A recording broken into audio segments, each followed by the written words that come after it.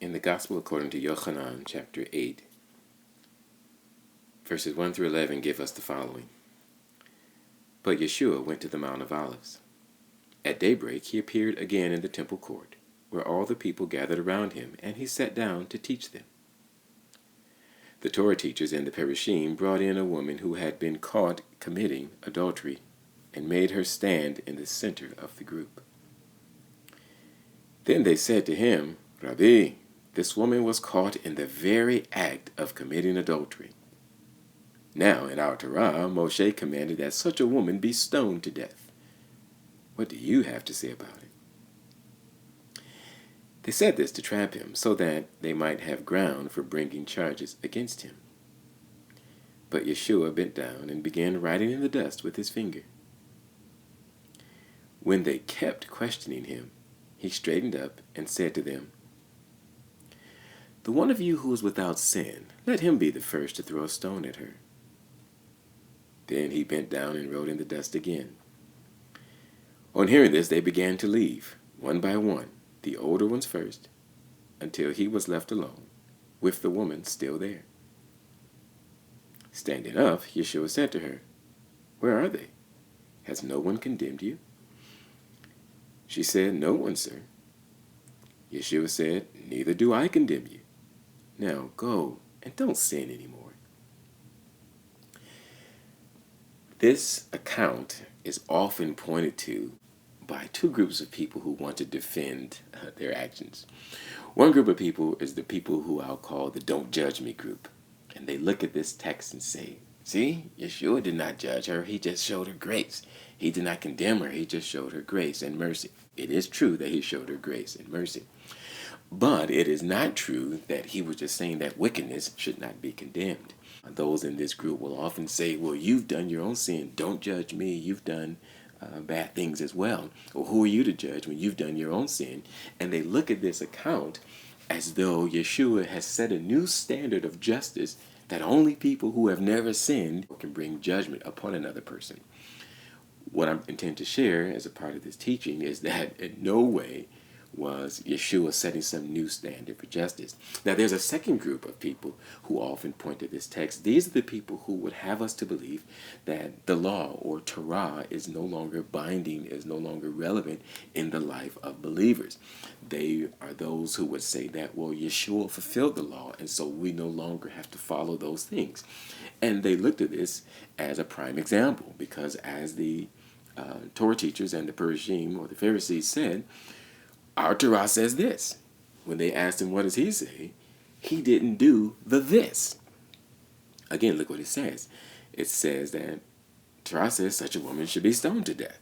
Well, when they ask him, what does he do? He does not say, well, stone her to death. Or does he?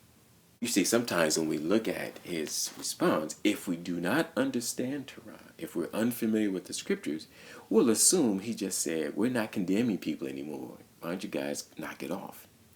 I want to share with you some passages from Torah that will show you that not only did Yeshua not simply dismiss the issue, he actually followed Torah or called the people to follow Torah to the letter.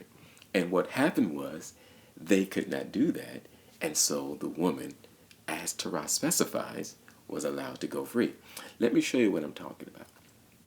Let's look at Deuteronomy 22:22, where we get a confirmation that Torah does call for death penalty for someone committing adultery. It says, if a man is found sleeping with a woman who has a husband, both of them must die. The man who went to bed with the woman and the woman too. In this way you will expel such wickedness from Israel. You see that? That's right. If we have someone committing adultery, in other words, like a man sleeping with a woman who has a husband, obviously this man is not her husband, then death is what has been prescribed. But let's look very closely here. The text says, both of them must die. That is, the man who went to bed with the woman and the woman too. So the first problem that we see in the scenario that's brought to Yeshua is that the Torah teachers and the Perishim only seem to be presenting the woman. So, if they're going to follow Torah, there should be another party standing there in the middle of the circle. It should not just be, we caught this woman in the very act, but we caught this man and this woman in the very act of adultery, and we should go forth. So, when we look at Yeshua's response, we can see, first of all, that the accusers are not without sin because they weren't even following Torah in their accusation. But it gets worse. If we turn to Deuteronomy chapter 17, starting with verse 6, we get some insight into how a death sentence is to be carried out. Now, let me first acknowledge that in this particular chapter, we're introduced to this principle as it relates to idolatry. But the principle of carrying out a death sentence extends beyond that particular type of infraction. Here's what it says. The death sentence is to be carried out only if there was testimony from 2 or 3 witnesses. He may not be sentenced to death on the testimony of only 1 witness. And then he goes on to say, the witnesses are to be the first to stone him to death. Afterwards, all the people are to stone him. Thus, you will put an end to this wickedness among you. So from this passage, we can see that indeed Yeshua was insisting that they follow Torah. What did he say? He says, let the one who is without sin be the first to stone her. In other words, he's appealing to this principle from Deuteronomy chapter 17 that says the witnesses are to be the first to stone him to death. So it would seem to me, if everything was on the up and up, this should have been an easy open and shut case. We found it in the very act. Here are the witnesses. They didn't even need to come to Yeshua. They simply could have carried this out. But again, pay close attention to the fact that Yeshua says, let the one who is without sin cast the first stone. Because there's another passage that gives us insight as to how such matters are to be carried out. This time we're going to look at Deuteronomy chapter 19, beginning in verse 15, where it reiterates this principle. One witness alone will not be sufficient to convict a person of any offense or sin of any kind. The matter will be established only if there are 2 or 3 witnesses testifying against him. But now, this description, while it's similar to the one we read earlier, deals with the aspect of what happens in the case of a false witness. Goes on to say, if a malicious witness comes forward and gives false testimony against someone, then both the men involved in the controversy are to stand before Adonai, before the Kohanim and the judges in office at the time. The judges are to investigate carefully. If they find that the witness is lying and has given false testimony against his brother, you are to do to him what he intended to do to his brother. In this way, you will put an end to such wickedness among you. Those who remain will hear about it, be afraid, and no longer commit such wickedness among you. Show no pity to this false witness. Life for life, eye for eye, tooth for tooth, hand for hand, foot for foot. So what we see here is the principle of the one without sin. In other words, it's not just let some witnesses come forward who can say this is what happened. Those witnesses have to be impeccable as it relates to the facts of the case, not as it relates to their lifestyle, even though all of us are called to live a holy and righteous lifestyle, but as it relates to investigating a particular matter, a witness must give an accurate testimony. Otherwise, the witness himself or herself will be the one to experience the punishment that their testimony could have or would have caused. So now, let's apply this back to the scenario that we read about in Yochanan chapter 8. It is said that this woman was caught in the very act. Now, without being too graphic in case we have some young viewers, only a certain amount of people have the ability to bear witness, accurate witness, to the very act of adultery. I call those witnesses people who are present. The only people who should be able to give such a testimony are the man and the woman. Nobody else should be present. I mean, let's think about this. If you're committing adultery, this is not something you're going to be doing in the open. If you're going to be foolish enough to do it, it's something you're going to try to do in secret. Now, it is possible that maybe they were out, I don't know, in the woods, in the wilderness, thinking that no one's around and somebody stumbled upon them, in which case this could come up. But if that were the case, again, there would be no difficulty in 2 or 3 witnesses being able to say, this is what happened. Or maybe only one person saw it, in which case that person could just say, hey, you guys can't do this. But the group was bringing this woman to Yeshua, which then tells us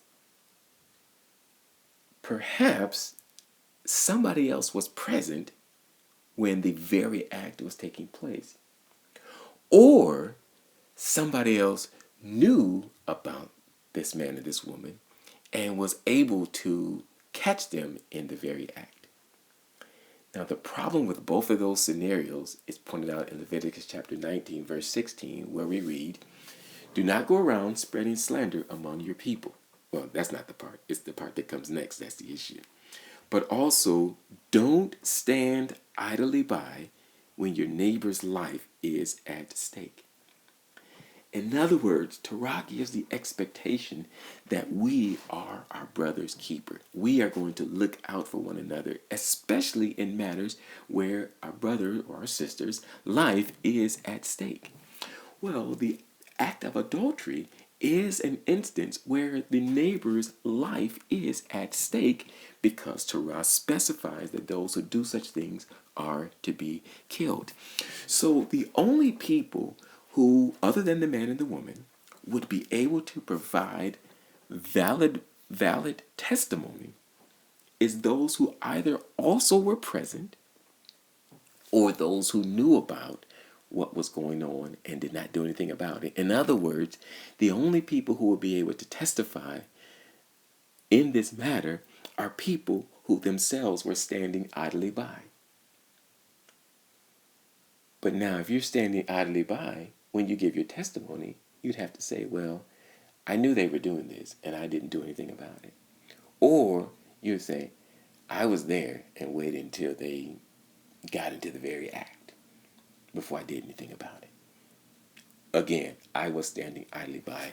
In other words, I am just as guilty as the man and woman themselves because I consented to it, as opposed to intervening as I'm supposed to do.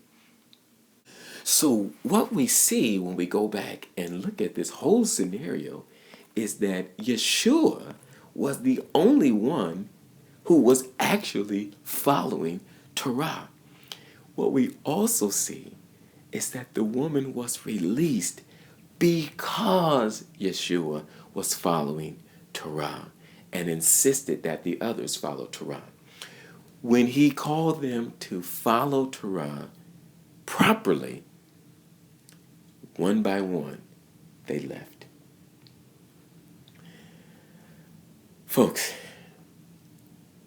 Yeshua did not come to do away with Torah. Don't think that he came to destroy it. He came to fulfill it. He came to cause it to fully fill what was intended of it. And what was intended of it was for the covenant people to have life and to have it more abundantly. What causes that to fall short is when you have people such as the Torah teachers and the Perishim who brought this woman forward, who are interested in something else, who are not interested in justice, who are not interested in mercy, who are not interested in righteousness. They are only interested in power. Yeshua upheld Torah.